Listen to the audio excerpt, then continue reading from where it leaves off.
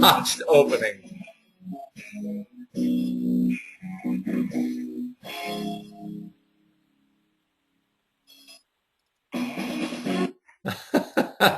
Welcome everybody to Option Pit, your home for option trading and volatility analysis.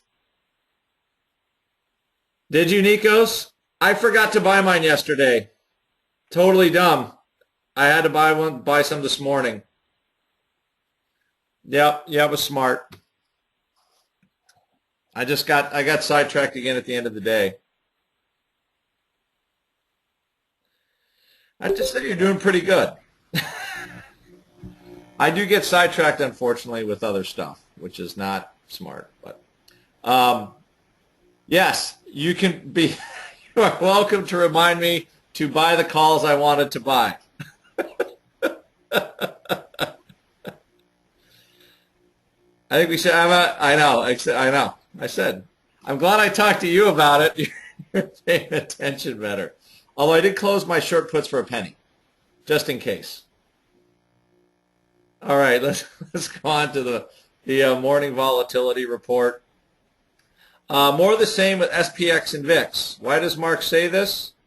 He says this because we get these rallies in VIX, but we don't really when we make new lows in the S&P 500, we're not making new lows in VIX, which generally, right, makes him want to get long and to sell Vega, right? The thing you got to be careful of is the gamma part of the whole trade, right? Because you get stuff like this, right? Last week we looked at a couple days here. Remember, self-mute. We looked at even a straddle priced at $8 with 3 weeks to go or 4 weeks to go is now almost in the money, dead, and the volatility's down and the VXX is down from that point.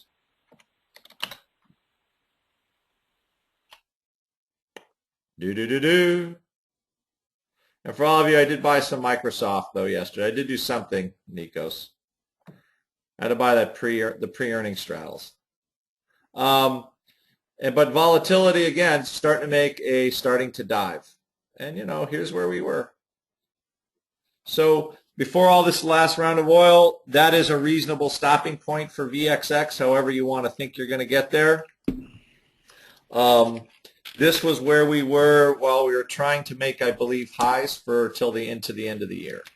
That's a reasonable spot for volatility to go to now. Take a look for where VIX was. In our strategy letter, we put some stuff on, basically looking at this spot, right? You're trying to hit right around the 16 handle, somewhere like that for expiration.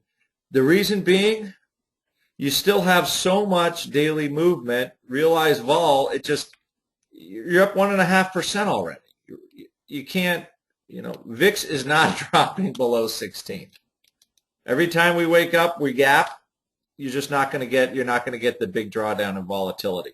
So you'll get a little bit of a drop like we got here, but the way vol will come out now, it sort of drips out essentially. Okay, and again, every time we see these parabolic moves, I have to say the market sells off fast and recovers almost faster. It is really, really, really funky. All right. Are we going to do it this time? I don't know, but things look pretty good in the U.S. as far as the economy goes. People, I guess, are starting to digest the Fed minutes. They like them, right? Because of slowness overseas, they're not going to raise rates. People love the not raising rates. Can we get right back to 207, 208 in the SPY in the next 4 days? Why not? We do it all the time. And the Euro-Greek issue seems to be subsiding, although I think that will keep a floor under vol. Right? The euro keeps imploding, and I know it's happened every time so far, right? So again, be prepared for that. We could rally into that and everybody gets nervous again right before whatever the vote is.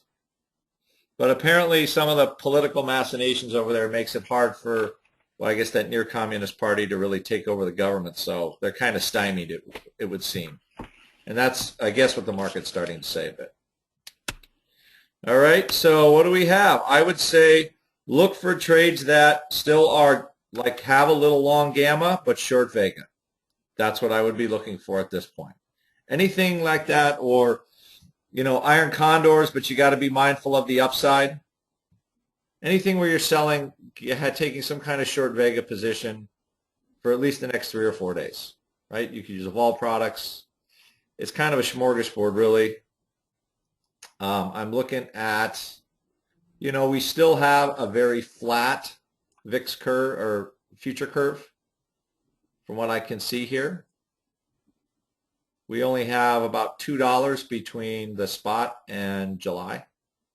So it's still very, very flat. Generally, flatter curves are looking for higher realized vol and lower VIX numbers in the near term, right? That's generally historically what happens. And that's what we got. We're getting back into a relatively normal contango. We have pretty decent future premium here now with expiration in 2 weeks. So we settled into something very normal for VXX for the vol products again. They're decaying away, right? So possibly time spreads, short-term time spreads could work in there. We could look at all that stuff in the chat today. But for all of you, again, just, I don't know, like so many times before, I just stay away, I'm not fighting the upside at any way, shape, or form.